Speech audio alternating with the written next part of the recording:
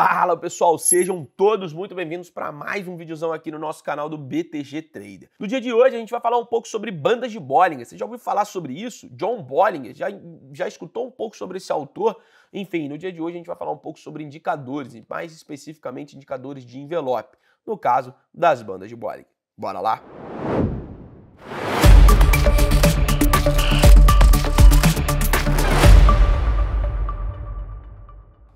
Bom, pessoal, começando com vocês, antes da gente introduzir o que são, né, as bandas de Bollinger e tudo mais, é importante a gente falar um pouco sobre quem foi, né, o criador dela, que foi o próprio John Bollinger, tá? John Bollinger, ele é presidente e fundador da Bollinger Capital Management. Ele tem praticamente um fundo onde ele faz a gestão, né, de capital ali de alguns clientes também, como se fosse também um clube ali de investimento. Ele governa todas as decisões de investimentos desse management, né, e ele também é CFA e CMT, que são praticamente os cargos, né, das certificações de altos cargos aqui que a gente tem, né, dentro do mercado. O CFA é como se fosse a análise fundamentalista, o maior, né, e o mais reconhecido internacionalmente, certificado de análise, e o CMT é mais para análise técnica, tá bom? Então a gente tem aí esses dois lados, tá bom? E ele é os dois, tá? Ele tem as duas certificações. Ele é conhecido por seus muitos anos de análise de mercado e comentários na televisão. Ele já participou várias e várias vezes da CNBC lá fora, da News Network e também entre outros, né, canais que ele também já passou, e ele sempre também abordando bastante sobre análise técnica. Ele é um pesquisador, né, fanático, desenvolveu uma série de ferramentas de investimentos e técnicas de análise e também amplamente utilizadas aí as suas próprias, como mais conhecidas por aí, como bandas de Bollinger.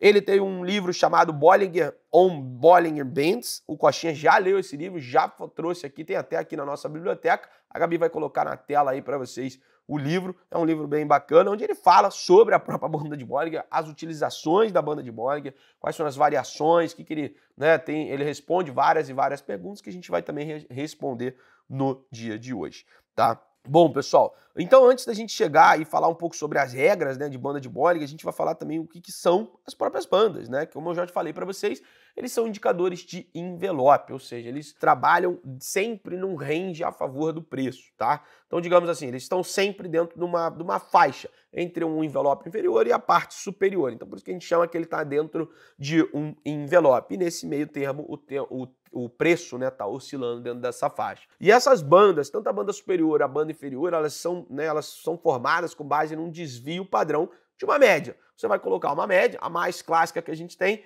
dentro do default, digamos assim, das bandas de Bollinger, é o desvio de 2,20. Ou seja, você tem um desvio de 2 e uma média de 20 períodos. A média de 20 vai cruzando o preço, você tem um desvio de 2 dessa média para cima e um desvio de 2 dessa média para baixo. Como se fosse uma distribuição normal, em que o preço ele tende a negociar dentro desse range. Tem as distorções e também tem aqueles movimentos onde você distorce, ele volta à média, e tem aqueles momentos que ele distorce e acelera o movimento. E a gente vai estudar esses dois casos aqui com vocês. Antes disso, a gente fala aqui, né? Primeiro a gente precisa entender, né, o que seria o desvio padrão. Eu falei desvio de 2, tem muita gente que usa desvio de 2,5, desvio de 3, entre outros. Lembrando que quanto maior o desvio, mais afastado da média vai estar. Quanto menor, mais curtinho também vai estar. E não necessariamente, né, com um desvio menor, ele vai te dar sinais mais concretos, sinais mais, né, a qualidade daquele sinal não necessariamente ele está relacionado à diminuição do desvio ou também ao aumento do desvio, tá? Bom, pessoal, continuando aqui com vocês e falando um pouco sobre o desvio padrão, é justamente essa medida de dispersão de um conjunto de dados em relação à média.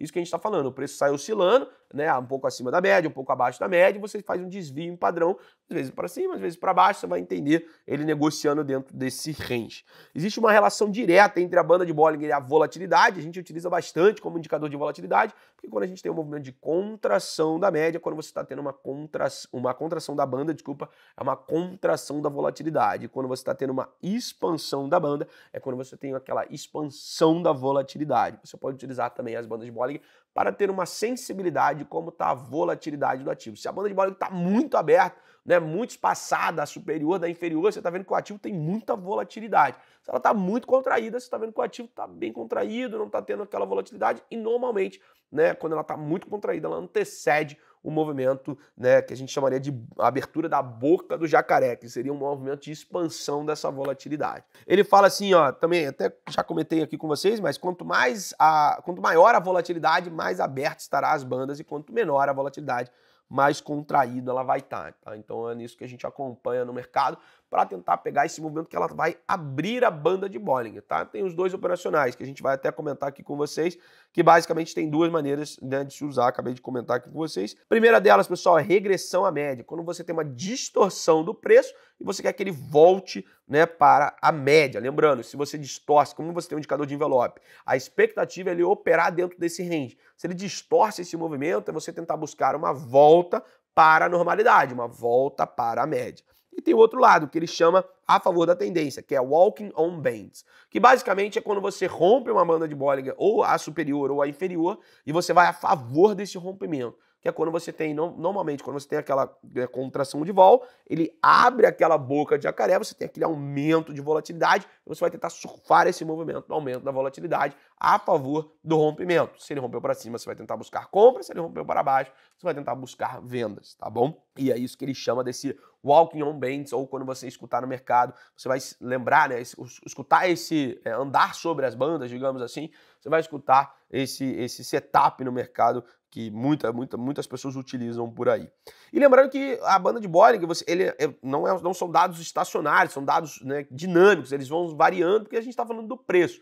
Né? Se a gente estivesse olhando apenas dados, né, estacionários, a gente poderia utilizar uma distribuição normal. Lembra do sino? Quando você vem, faz aquele movimento e depois volta. Quando você tem aquela faixa, né, que depois que 95% das vezes ele está dentro dessa faixa e apenas 5% ele está fora desse movimento, que é quando tem toda aquela distorção de 2, 3 desvios e por aí vai, tá? Então entende mais ou menos assim como seria, né, as bandas de Bollinger, porque mais ou menos, né? Porque a gente está falando que como o preço é dinâmico e vai variando os dados conforme o mercado vai rodando, também vai variando as bandas de Bollinger. Bom, e também se a gente coloca aqui algumas regras que o John Bollinger traz aqui para vocês, eu vou citar 15 regras, tá, pessoal? Pode ser que fique um pouco repetitivo, mas são 15 regras que são, digamos assim, são as respostas que ele criou em relação às perguntas frequentes que ele recebia sobre a utilização do indicador. Então, bora lá. A primeira, pessoal, ele fala assim, ó, elas fornecem uma definição relativa de alto ou de baixo. Por definição, o preço é alto quando ele está na banda superior e ele é baixo quando ele está na banda inferior. Ou seja, não quer dizer que ele também está caro ou está barato, tá, pessoal? Isso é muito relativo, ele só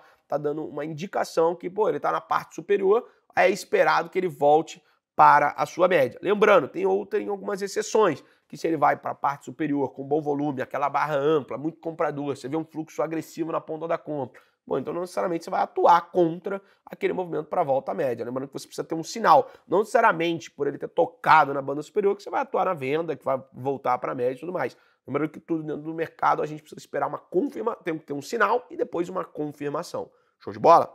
Bom, segunda regra ele fala assim, essa definição relativa ela pode ser usada para comparar a ação do preço com a ação do indicador para chegar às decisões de compra e de venda, que são aqueles dois setups que a gente utilizou. Se teve uma distorção muito grande, você pode usar, né, naquela contra-tendência, que você vai, né, praticamente voltar para a normalidade, ou então surfar a favor da banda de Bollinger.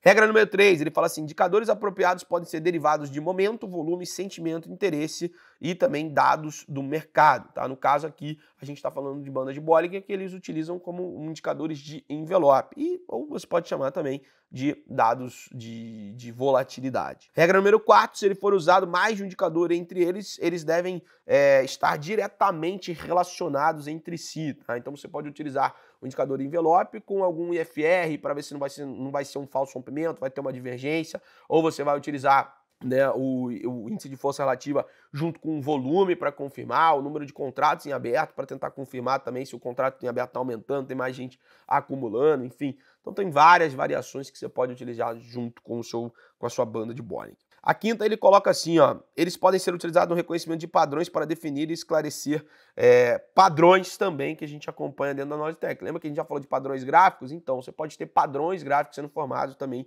em cima das bandas de Bollinger, tá? Ele fala também que as tags, ou seja, a parte da banda superior e a banda inferior são apenas tags, não são sinais, igual eu comentei na outra regra que ele cita aqui. Não é porque tocou na banda superior, tocou na banda inferior que eu vou atuar para a volta da normalidade. Espere um sinal e tenha a confirmação do sinal.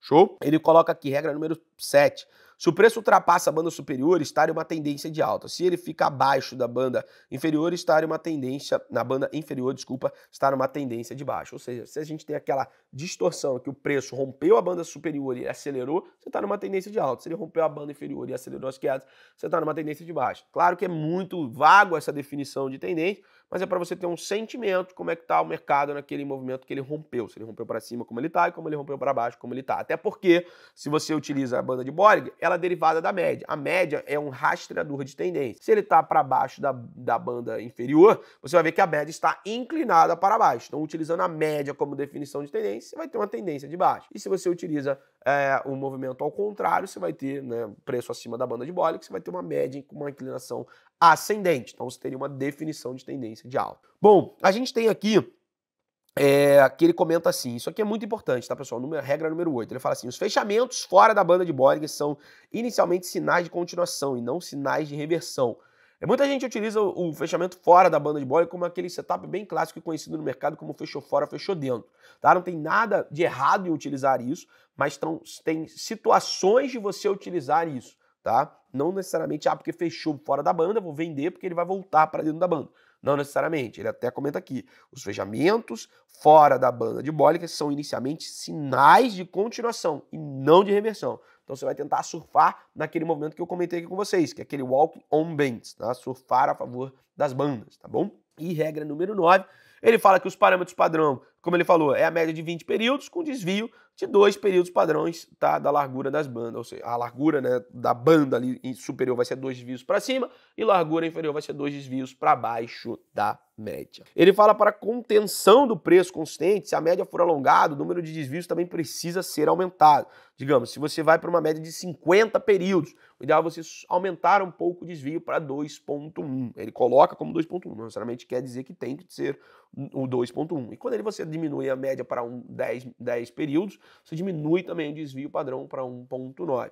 Lembrando, pode ir para 2,5, pode ser para 1.8, 1.7, não tem um certo e errado, e sim aquilo que faz sentido para você. Coloca no teu gráfico, vai testando qual desvio padrão você se sente mais confortável. Lembrando que quanto menor o desvio padrão, mais próximo do preço ele vai estar, e também quanto menor a média, mais sensível ela vai oscilar, tá? Então, digamos assim, como ela vai pegar menos dados, ela vai oscilar cada vez mais do que uma média mais longa, né? Se eu pegar uma média de 200 períodos, ela vai ser quase uma linha, não vou falar uma linha reta, mas uma linha constante, vai ser aquela linha que oscila bastante, né? Como se fosse uma, digamos assim, uma onda, né? Que ele vai oscilando, tá bom? Ele coloca aqui também, as bandas de Bollinger são tradicionais, são baseadas em uma média móvel simples. Não impede você utilizar uma média móvel exponencial, uma média móvel ponderada, uma Welles-Wilder, enfim, é muito de cada um. Lembrando, a gente sempre fala isso aqui para vocês, não tem certo e errado, sim aquilo que faz sentido para você. Otto, eu gosto da média exponencial de 72, eu uso a 80. Tiagão, qual média você utiliza, Tiagão? 200, tá bom? Aquela, tá bom. 200. Tiagão usa 200, pô. Então ele pode usar o 200 para calcular a média dentro dali da sua banda de Bollinger. O Vitinho, por exemplo, ele é mais agressivo. Então o Vitinho deve usar um pouco menos. Ele deve usar talvez mais 21 ali, uma de 10 períodos. Então você tem que sempre se adaptar, tá, pessoal? Então não tem um certo e errado, e sim aquilo que faz sentido para você dentro do seu operacional. Indo para a próxima regra, 13ª, ele fala assim, não faça suposições estatísticas com base no uso do cálculo de desvio padrão na construção das bandas. A distribuição dos preços das ações não é normal e o tamanho típico da amostra da maioria das implantações da banda de Bollinger é muito pequeno para uma significância estatística, tá? É aquilo que eu estava falando. Não é uma distribuição normal dos preços, ela é de uma distribuição dinâmica ali, então ela vai oscilando muito. Então você vai tendo uma diferença, né, quando você utiliza a própria distribuição normal em estatística, é um pouco diferente quando você está utilizando no mercado. A 14ª, ele coloca assim, elas podem ser usadas na maioria das séries temporais, tá? Então, ou seja, você utiliza como tempo, né? Não que você não possa usar num gráfico atemporal, tá? Num gráfico de Renko, num gráfico de ponto, e por aí vai, tá? É muito de cada um, tá bom? Então, lembrando, você pode usar num gráfico de Renko, você não tem uma limitação a isso, mas na maioria das vezes é utilizado em gráficos temporais. Ele coloca assim, também a 15ª, para a gente finalizar, é que elas podem ser usadas em barras de qualquer comprimento. A chave é que as barras devem conter atividade suficiente para fornecer uma imagem de formação de preços, né, ter uma continuidade, né, desses preços. Tá? Então, no caso, o que ele quer dizer com isso? Tá? Então, que elas podem ser usadas com barras que mostram né, vontade, que mostram nessa continuidade, mostram o funcionamento dos preços e tudo mais. Então você vai ter aquela continuidade do movimento, que normalmente você vai usar isso para, né, utilizar em modelos, né, de seguidor de tendência, tá bom? Pessoal, esse vídeo ficou muito longo, mas vai ter a parte 2, eu vou deixar aqui para vocês. Essa é a parte 1, a parte 2 eu vou trazer exemplos, né, dos operacionais que a gente pode utilizar, tanto esse fechou fora, fechou dentro, né, que seria o caso de você operar contra, né, a tendência principal, e também o walking on bands, onde você vai utilizar para surfar a favor do movimento, pegar o rompimento da banda de Bollinger e tentar extrair o máximo daquela tendência, tá bom? Então espero que você tenha gostado desse primeiro vídeo, não esqueça de deixar o seu like, se inscrever no canal, porque tá vindo a parte 2, e também deixar